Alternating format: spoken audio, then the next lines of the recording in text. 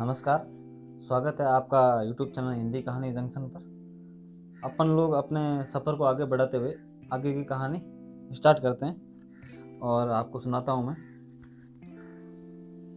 दृष्टि के जल से बुझाकर सूर्य चंद्रमा हो गया।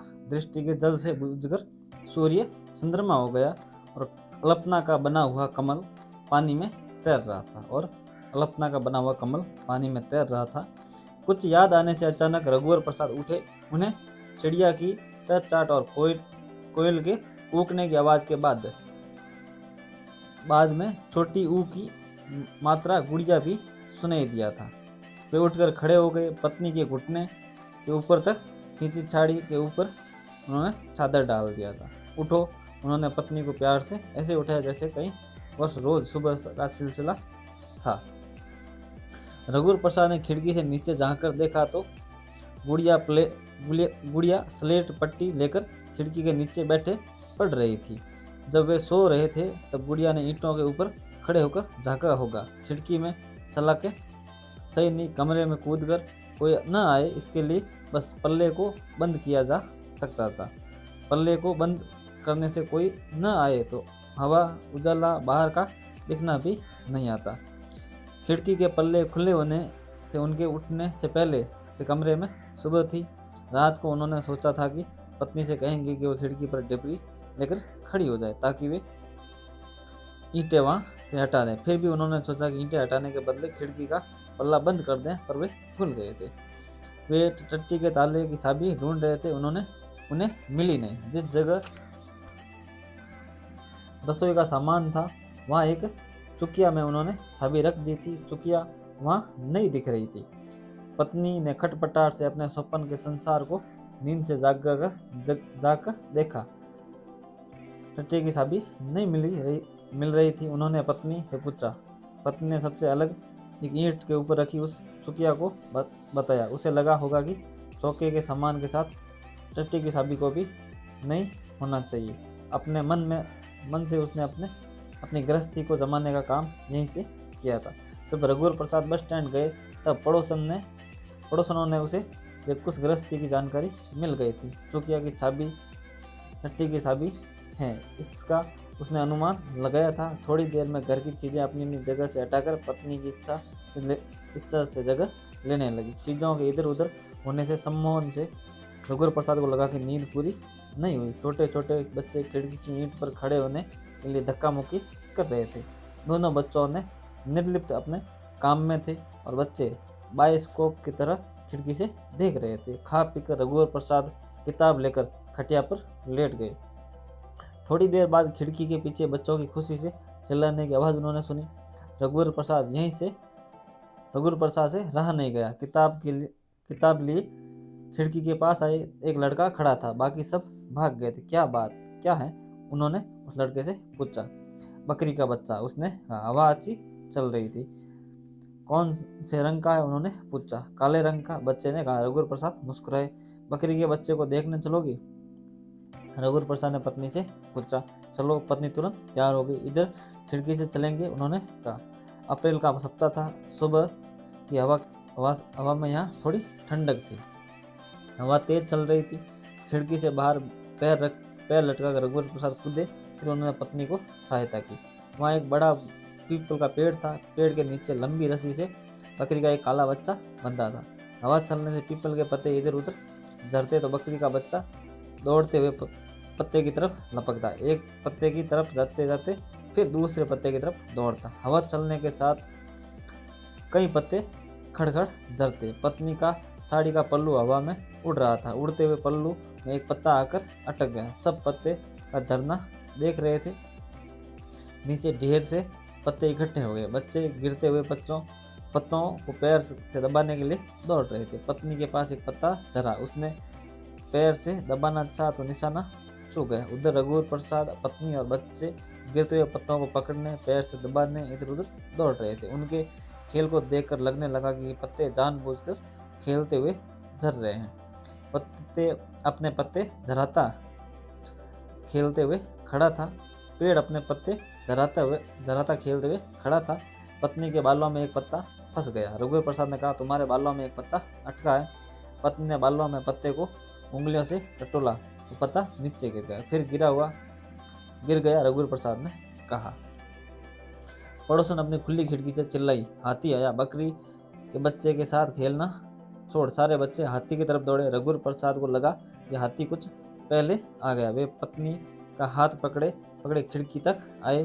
पहले उन्होंने पत्नी को चढ़ाया, फिर वे कमरे में कूद गए। हाथी आया से प्रफुल्लित पत्नी दरवाजा खोलने लगी। पत्नी ने दरवाजा पूरा खोलने जैसे हाथी को घर के अंदर आना हो। खुले की आड़ में उसने देखा भारी भरकम हाथी था। फिर वह अंदर आ गई। रघुवीर प्रसाद तैयार होते होते देख रहे थे कि हाथी सड़क के किनारे नग्न होकर पेशाब कर रहा था। हाथी पर बैठा साधु बीड़ी पी रहा था। हाथी देखकर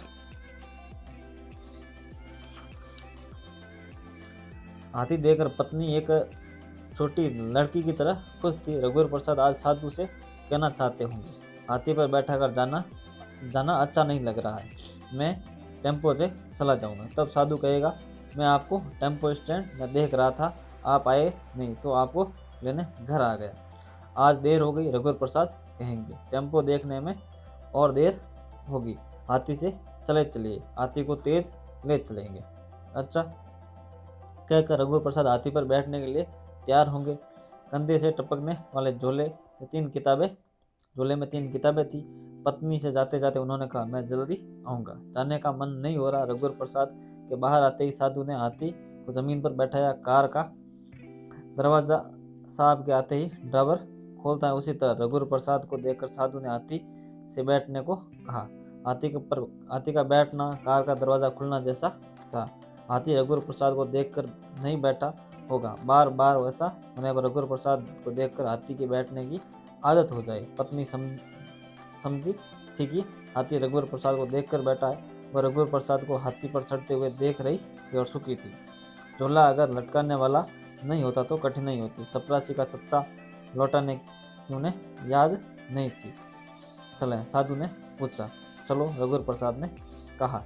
अब की बार उन्होंने हाथी पर बैठे पत्नी को पड़ोस की औरतें बच्चों के साथ खड़े देखा। रघुवीर प्रसाद को जाते हुए पत्नी कुछ देर देखती रही, फिर घर का काम करने अंदर चली गई। हाथी पर बैठे रघुवीर प्रसाद ने देखा कि एक साइकिल हाथी से आगे निकल गई। एक छोटे कद के भूरे रंग के घोड़े पर गांव का एक बूढ़ा आगे आगे चला जा रहा था। जब चलते चलते घोड़े के बराबर आया तो घोड़ा चौंक गया। घोड़ा का बूढ़ा सवार लगाम घोड़े तब उगाता हुआ बैठा था। जैसे जैसे लगाम पकड़कर घोड़े को उसने काबू में किया, बूढ़ा सवार तब हाथी के पीछे हो गया था और धीरे धीरे उसी तरह घोड़े पर बैठे जा रहा था जैसे पहले आगे जा रहा था। जाने की वही उसकी लय हो गई जो पहले थी। ये लय धीरे धीरे समय बीतने की लय थी। गर्मी की दोपहर जैसे धीरे धीरे बीतती है। दोपहर हुई अभी नहीं थी, पर घोड़े की चाल देखकर लगता है कि उसका गांव कितना भी समीप हो, उसे रास्ते पर दोपहर जरूर मिलेगी। आगे कहीं दोपहर घोड़े के आने का रास्ता खड़े खड़े देख रही होगी। घोड़ा जैसे ही उसके पास आएगा, दोपहर होकर उसके साथ चलने लगेगी। चलते चलते वह बीत जाएगी और आगे रात मिलेगी और यह सिलसिला कई सुबह तक चलता रहेगा। थोड़ी देर बाद दीवारों का जाता हुआ डेरा मिला। औरतें सिर पर टट्टा, कमचील बाहें थी। 3 सुअर 3 साइकिलों के कैरियर में बंधे थे। चौथी साइकिल के कैरियर में एक टोकनी में छोटा बकरा बंधा था। बकरा ले जाने वाला देवार डेरे का आदमी नहीं लगता था। सभी साइकिलों को पैदल ले जाया जा रहा था। एक बूढ़े देवार के पीछे एक मारिल कुत्ता निश्चित दूरी बनाए हुए साथ चल रहा था। यह कुत्ता बंधा नहीं था, पर अदृश्य रस्सी से बंधा जा रहा था। अदृश्य रस्सी पालतू होने की नियति थी। दूसरा कुत्ता जो सचमुच रस्सी से बंधा हुआ था, हाथी के पास पहुंचते ही भौंकने लगा। मारिल कुत्ता भी डरा डरा भौंकने लगा। थोड़ा आगे जाने पर एक ठेले पर जाती हुई नाव मिली। नाव एक तालाब से दूसरे तालाब की ओर जा रही थी। नाव से टिका हुआ ठेले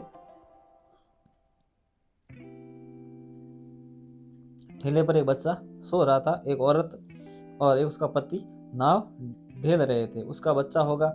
नाव सीधी रखी थी।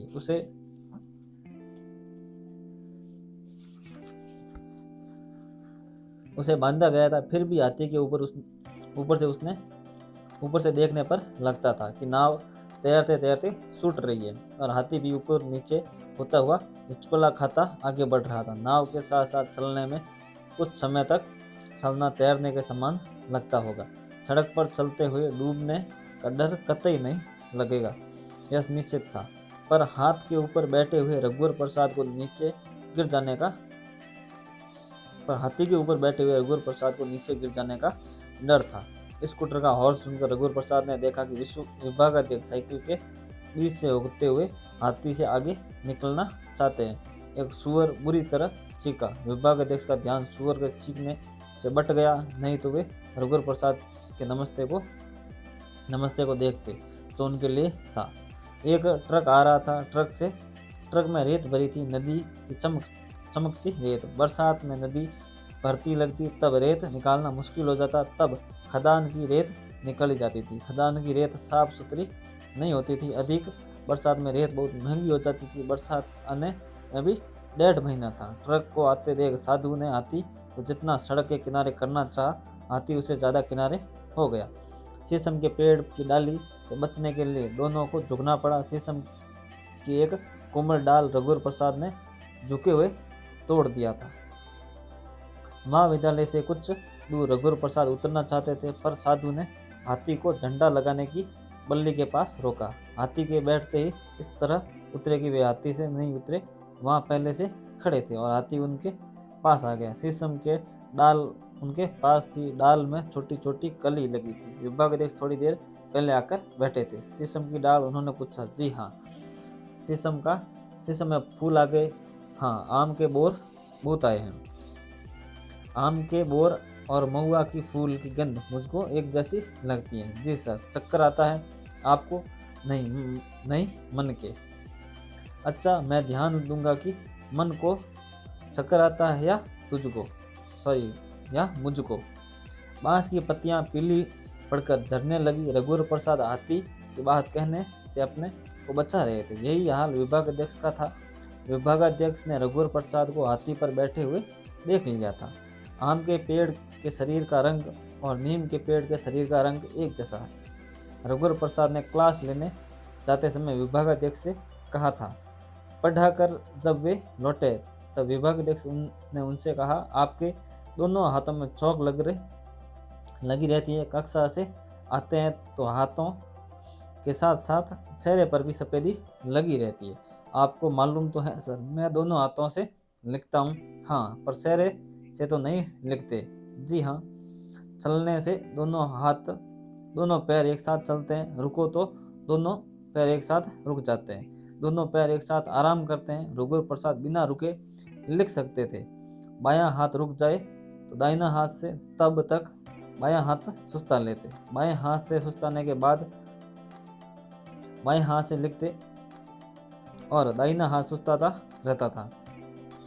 यदि वे ऐसा करते रहे तो एक समय बहुत जल्दी आएगा जब लिखने के लिए उनके पास कुछ भी नहीं बचेगा और हाथ थके हुए नहीं होंगे। पत्नी को जब ये मालूम हुआ कि रघुवर प्रसाद दोनों हाथों से लिख सकते हैं तो उसने एक बार की पति से पूछा, तुम्हारे हाथ में 6 उंगलियां हैं? नहीं। पर तुमने ये कैसे सोचा कि मेरी 6 उंगलियां हैं? तुम दोनों हाथों से लिखते हो इसलिए पूछा। दोनों हाथों से लिखने वाले के हाथ में 6 उंगलियां होनी चाहिए? नहीं, पर मुझको लगा। पत्नी ने रघुवर प्रसाद की दोनों हथेलियां को अपने गालों पर रखते हुए कहा। मेरे पैर की उंगलियों को देखो। पत्नी ने कहा। क्या 6 उंगलियां हैं? देखो तो ठीक तो है। पत्नी ने नन्हे सुंदर पैर थे। अंगूठे के पास एक उंगली लायक और जगह थी। क्या एक उंगली और थी जो कटवा ली? जगह है पर उंगली नहीं निकली। 5 तो ठीक है। मेरी 5 उंगलियों के बाद कितनी जगह है, पर 6वीं नहीं निकली, कहकर रघुवर प्रसाद ने अपने हाथ की एक उंगली अंगूठे की जगह के पास रख दी। पत्नी ने पैर की उंगली से रघुवर प्रसाद की हाथ की उंगली को जोर से पकड़ा।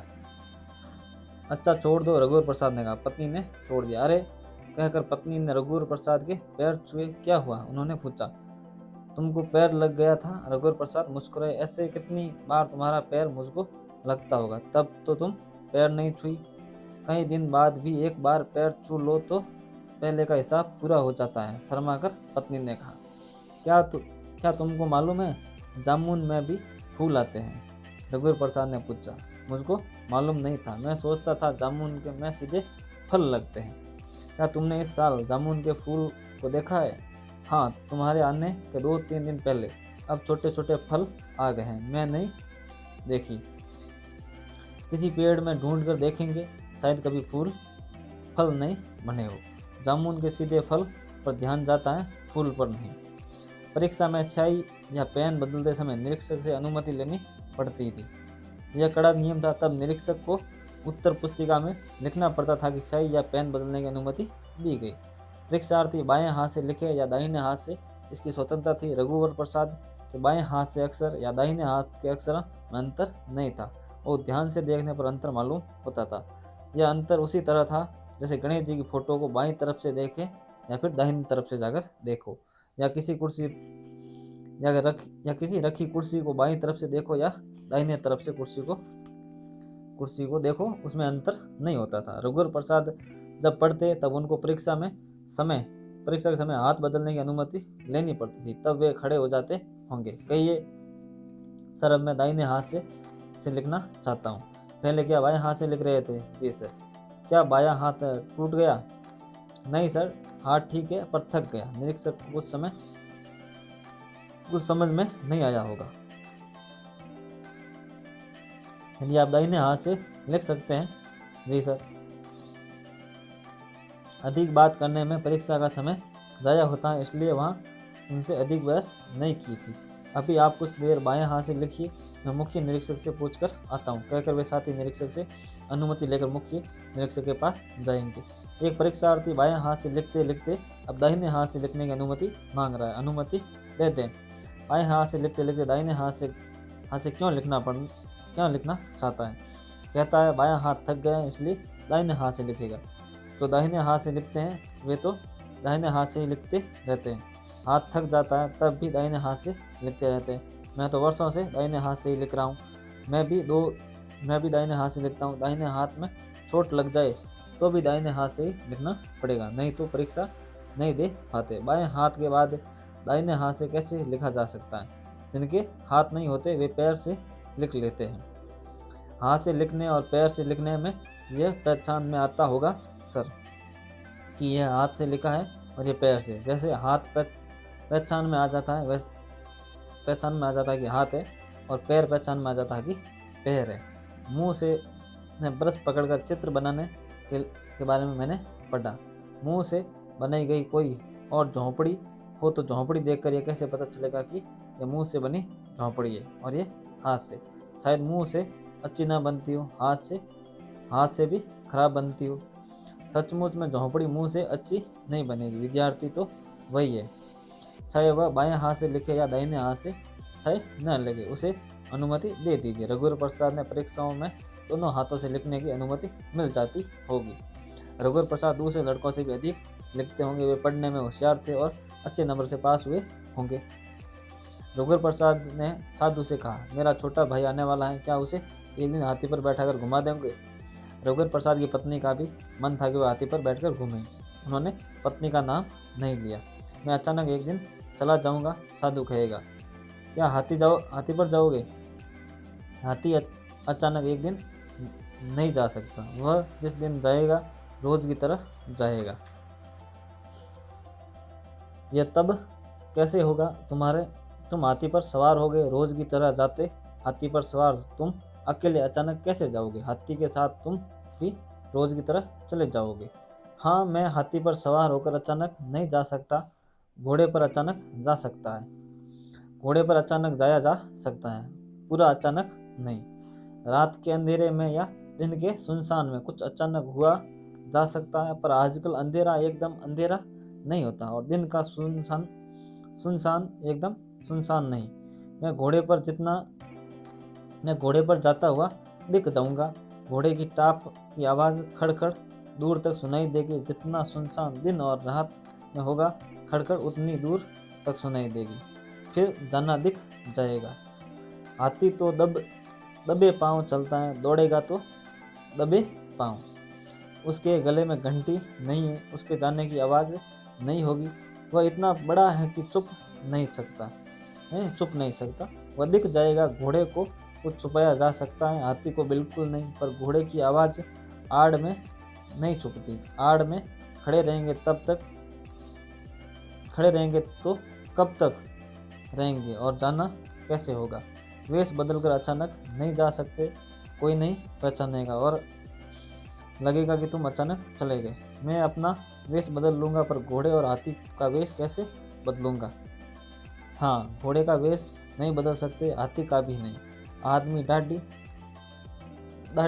मुंडाकर बदल जाएगा, कपड़े बदल लेता है तो वेश बदल जाता है, और युवा बूढ़ा हो सकता है। लंगड़ा लूला अंधा बनकर वेश बदल सकते हैं। अच्छा होता कि हाथी को ऊँट बनाकर कुछ दूर तक ले जाते, फिर बैल बनाकर बैलगाड़ी में चल जाते। हाथी को बहुत छोटा हाथी बनाकर झोले के अंदर रखकर रेलगाड़ी में बस में अचानक चले जाते। घने जंगल में वे छुप सकते हैं। हाँ, पर मुझे छुपकर बनारस जाना है तो मैं जंगल में हाथी समेत छुप जाऊंगा। जंगल में बनारस की तरफ चलता रहूंगा। जंगल तो थोड़ी दूर इतना बड़ा है, बनारस तक इतना बड़ा नहीं। जंगल के बाद गांव, शहर, खुला मैदान होगा, तब नहीं छुप सकूंगा। जंगल में छुपकर बनारस जाने का एक ही तरीका है कि जंगल के साथ साथ बनारस चलें और जंगल के अंदर हाथी चलता रहे। तुम वेश बदल लो, फिर हाथी पर बैठकर चले जाना। लोग सोचेंगे कि हाथी को पर कोई दूसरा चला गया। पत्नी खाना बनाने की तैयारी कर रही थी। रघुवर प्रसाद दरवाजा खोलकर बाहर खड़े थे।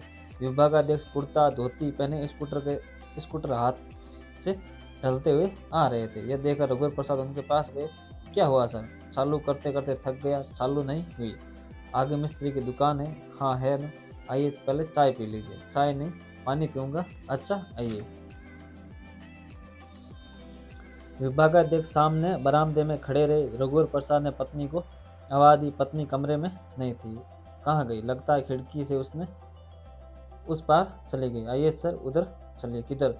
खिड़की के उस तरफ। चप्पल उतार दीजिए। विभागाध्यक्ष चप्पल उतारकर रघुवर प्रसाद के पीछे पीछे कमरे में आइए। रघुवर प्रसाद फुर्ती से खिड़की से कूदे। विभागाध्यक्ष ने खिड़की से आती हुई ठंडी हवा को महसूस किया। जंगली फूलों से आती गंध थी। विभागाध्यक्ष जैसे ही नीचे उतरे, चिड़ियों के कलरव से उन्होंने सुना। आकाश साफ था, सूर्य था, पर इतनी गर्मी नहीं। दोनों नंगे पैर थे। पगडंडी थी, पगडंडी को गोबर से लीप दिया गया था। आइए सर कहते हुए वे गोबर की लिपि पगडंडी पर चलने लगे। विभागाध्यक्ष को लगा कि उन्होंने लंबी पूंछ वाली शाह बुलबुल को देखा है। बड़ी अच्छी जगह है रघुवर प्रसाद। विभागाध्यक्ष बहुत खुश हुए। जी सर, उस तरफ कुछ दूरी पर तहसील ऑफिस है और इस तरफ एकदम पास एक बस स्टैंड। रघुवर प्रसाद ने हाथ के इशारे से उनको बुलाया। छोटे छोटे लड़के लड़कियां छुपा छुपाई खेल रहे थे। फटी कमीज पहने एक छोटा बच्चा जामुन के पेड़ के पीछे छुपा था। बच्चे इधर उधर दिख जाते। 3 पेड़ों की आड़ में छुपे 3 बच्चे थे। चलते चलते एक पतली छोटी नदी मिली। नदी का पानी एकदम चसला था, पर स्वच्छ और ठंडा। छोटे से छोटा बच्चा उसमें डूब नहीं सकता था। इस पानी इतना साफ था कि पानी के नीचे छोटे बड़े पानी के तरासे हुए तरह तरह के गोल पत्थर दिख रहे थे। आप पानी पीना चाहे तो यहाँ से पी लें, साफ पानी है। नदी में एक बहुत छोटी बच्ची केवल चड्डी पहने खड़ी थी। उसके हाथ में एक पत्थर था। विभागाध्यक्ष पानी पीने उतरे। तेज बहते पानी का स्पर्श पैरों को हुआ। वे आगा गए। झुककर पल्लू में पानी लेकर उन्होंने भर पेट पानी पिया। एक आम का पेड़ जिसमें बोर पहले आ गए थी, उसकी डालों की फुगनियों के गुच्छे गुच्छे में आम लटके हुए थे।